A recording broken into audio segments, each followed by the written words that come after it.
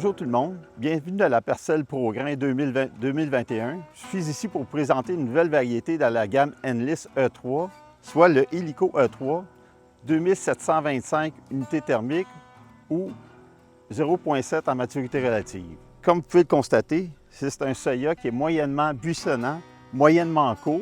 Donc c'est un soya qui comporte beaucoup de grains de gousses par nœud et de grains par gousse, donc il peut aller jusqu'à 4 grains par gousse. Ce qu'il faut retenir quand même, c'est un soya qui a un petit grain, donc porter une attention particulière au moment des semis, au niveau de l'ajustement du semoir ou du planteur. On dit qu'il a une vigueur moyenne, mais comme vous pouvez le constater, les premiers entre-nœuds sont très courts, mais il va faire autant de nœuds qu'un soya conventionnel ou OGM de même maturité. Sa résistance au Phytophthora, elle est bonne naturellement. Il possède le gène de résistance au Nematodakis. On peut le positionner dans tous les types de sols.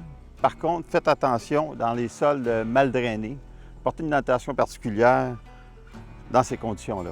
Au niveau de sa résistance à la moisissure blanche, il est dans la bonne moyenne des soya OGM. Par contre, portez quand même une attention particulière si les conditions sont propices en saison pour un développement de la moisissure blanche. L'espacement recherché, c'est le 15 et 20 pouces.